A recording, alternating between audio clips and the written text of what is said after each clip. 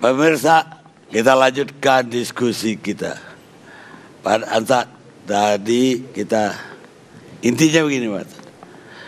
Kalau khotbah di masjid pun dimonitor, dan kemudian ada yang menyebut-nyebut kafir, nggak sebuah polsek pula ngerti tentang agama kan. Memang ada yang harus disebut kafir, misalnya musyrik. Terus nanti ya begitu ditangkap juga oleh polisi di desa-desa. Iya, ini begini Bung Karni. Saya sudah bilang saya 12 tahun. 12 tahun itu ratusan nerima pengaduan tertulis langsung telepon dari para kiai. Pak, tolong ditangkap ini Pak, di Cirebon ini bahkan punya radio ini namanya, nama-nama tokoh juga. Nggak bisa Pak Kiai, kita nggak punya dasar hukum menangkap itu. Ini bahkan desakan dari para ulama Pak, karena ini dianggap betul-betul mencemarkan ajaran agama. Jadi ini mestinya pidana Pak. Nanti saya kira boleh kita minta nanti saran dari para ulama tentang ini fatwa-fatwa kafir dan seruan jihad ekstrim ini. Saya kira ulama yang moderat itu dari Indonesia sampai ke Saudi Arabia sama semua jawabannya Pak. Itu saya kira ini baru tahun 2014 Pak, November 2014 ada konferensi ulama sedunia dari semua negara Islam. Dari Indonesia hadir juga 2 orang ulama itu. Itu intinya ya itu. Justru di situ dijatakan seperti selesai konferensi itu Raja Saudi Arabia yang sekarang almarhum itu, kemudian Grand Mufti, Ketua Dewan Ulama Senior di sana, saya lupa namanya itu. Kemudian Raja Saudi Arabia yang baru ini, Sekjen Liga Arab, itu sama.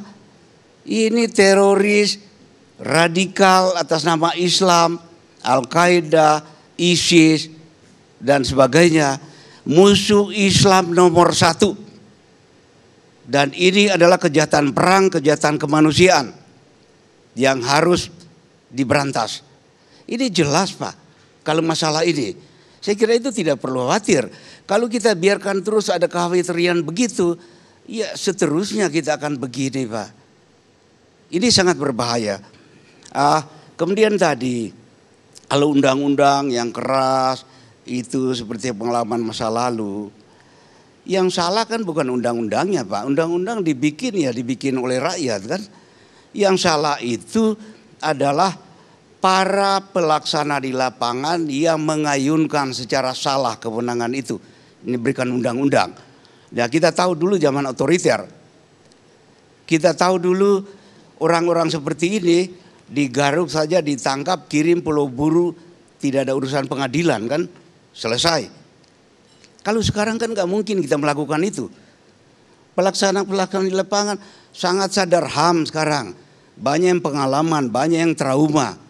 Yang dulu mereka melakukan atas perintah, atas nama undang-undang. Ternyata diukur dengan kacamata HAM sekarang, itu melanggar HAM.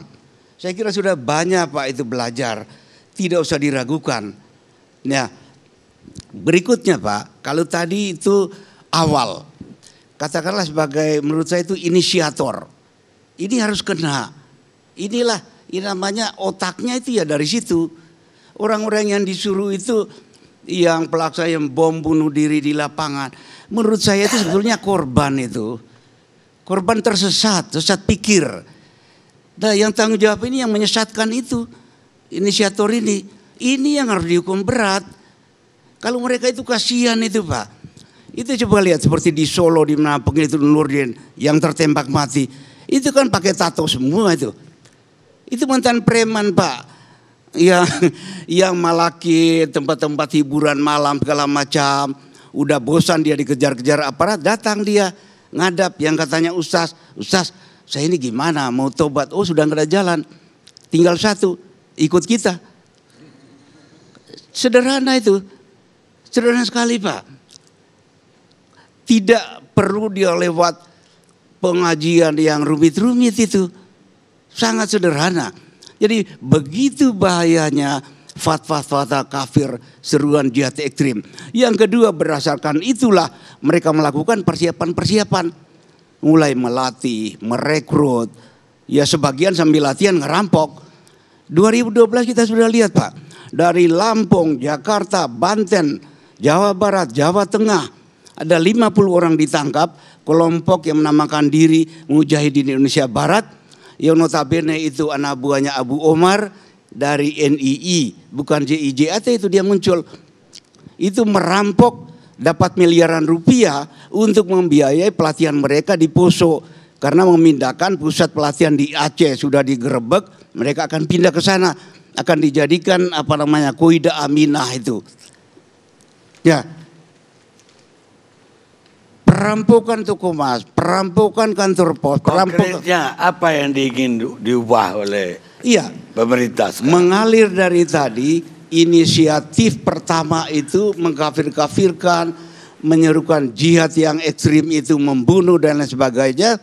Kegiatan persiapan lain, pelatihan, perekrutan, kemudian mengumpulkan logistik, senjata, beli di Filipina dan lain sebagainya. Ini harus hukuman berat. Kemudian yang lain, sekarang kita lihat yang saya jelaskan tadi, di Poso itu sebetulnya kumpulan dari seluruh pelosok di Indonesia kumpul di sana, berlatih, beroperasi lagi, merampok yang katanya FAI segala macam itu. Sekarang baru saya paham, ternyata yang mereka kumpulkan miliar rupiah itu bukan sekedar pelatihan di Poso. Salah satu contoh Cahya itu yang 12 orang. Dia mengumpulkan dana lewat hacker MLM, mata uang euro. Itu berhasil mengumpulkan dana 6-7 miliar. Ternyata yang sampai ke Poso itu hanya 250 juta. Jadi ada korupsinya juga ini, teroris ini. Saya baru paham sekarang. Saya yakin sebagian dana itulah yang dipakai biaya mereka berangkat ke sana. Nah, sekarang yang berangkat ke sana, internasional itu diberi gelar mereka FTF, Foreign Terrorist Fighter. Kita ini dikenal salah satu eksportir teroris di Syria dan Irak. Dubes kita di Irak ini pernah datang paparan Pak. Saya malu Pak. Katanya Indonesia Muslim. Kok tega datang bunuh Muslim di Syria dan Irak? Kita salah satu eksportir Pak. Orang-orang ini ratusan di sana sekarang. Menteri Luar Negeri sudah mengumumkan, hari ini sudah 210 yang dideportasi oleh Turki. Itu yang resmi. Tapi ada 45 paling tidak fighter di Syria dan Irak itu sudah kembali. Baru 11 ini yang ditangkap dan sekarang diadili. Yang lain kemana? Nah, apa antisipasi kita? Karena harus proses hukum. Bukan kita pateni semua kan? Nah, hukumnya apa sekarang? Tidak ada Pak. Kita malu Pak. Malaysia sering menangkap WNI yang akan berangkat ke Syria dan Irak. Ditangkap di sana, pernah 12. Termasuk ada yang dari Makassar itu. 12. Dikirim ke kita. Di kita apa yang terjadi Pak? Hanya satu orang itu yang ditahan. Dia ajukan ke pengadilan. Karena dia memang DPO dari kasus Poso. 11 free. Apa enggak malu kita? Negara lain capek-capek. Konkretnya Bapak minta juga harus ada dasar hukum untuk menindak orang-orang yang berangkat ke sana dan apalagi yang sudah kembali. Sebenarnya kan hukum kita juga menganut azas nasional aktif. Itu apa yang dilakukan di luar negeri juga bisa diadili di sini. Itu yang masalah Pak. Saya kira di TV One ini sudah 3 kali juga saya teriak berlakukan. Ya kalau begitu bukan undang-undangnya dong. Penegak hukumnya nggak melaksanakan.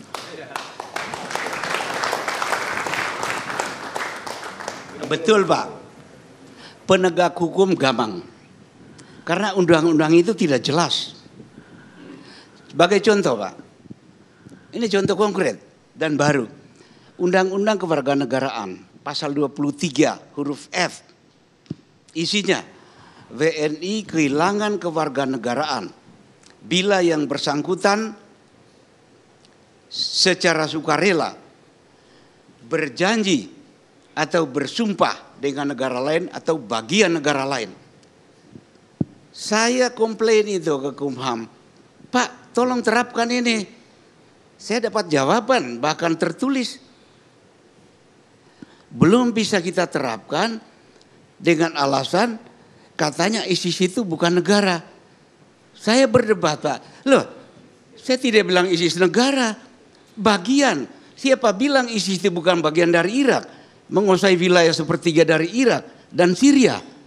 Dan kalau kita mau berpikir lebih maju, itu kan undang-undang selalu konvensional di belakang. Ya, akhirnya kembali para aparat kita itu termasuk di Kumham yang Bapak tanyakan tadi.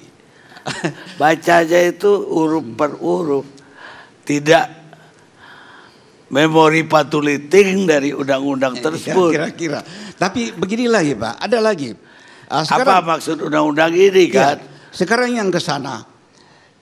Saya mengusulkan berlakukan itu pasal 139 KUHP, makar. Banyak sekali itu pasal-pasalnya. Terus? Tapi kita sudah lihat kan dari Kepala BNPT sendiri sudah pernah bahkan di forum mengatakan kita sudah konsultasi sama seluruh praktisi hukum bahwa itu tidak bisa diterapkan. Loh, ini ada apa dengan undang-undang kita ini? Pasal 111 bis itu apa mengikat janji dengan organisasi apa di luar negeri itu ada, tetapi ketika akan dipraktikkan selalu menganggap bahwa itu belum jelas. Jadi ini harus paling tidak Bung Karni, undang-undang yang ada itu segera diakomodir jadi dimasuk undang-undang terorisme dengan rumusan baru di situ. Contoh lagi Pak, yang tadi ada pasal 160 menyebarkan permusuhan di kalangan penduduk. 160. Saya sendiri ngalami Pak, pernah jadi koordinator penyidik di Semarang. Dulu ada satu kiai itu sebelum JI ini. Pengadilan Pekalongan tidak berani mengadili itu. Karena tuduhannya kan pasal 160. Selalu kalau saya tanya jaksa, Pak, kita akan ditabrak oleh para pengacara itu aktivis HAM. Ini kan disebut Hatsai artikelen dulu. Ini senjatanya kolonial untuk memberangus pergerakan kemerdekaan dulu. Kenapa Anda terapkan sekarang? Jadi banyak sekali itu hukum positif jawabannya. Sampai hari ini tuh undang-undang berlaku. Saya takutnya Bapak bikin lagi, mereka juga gak ngerti yang Bapak bikin itu. Kita lihat dulu pemirsa.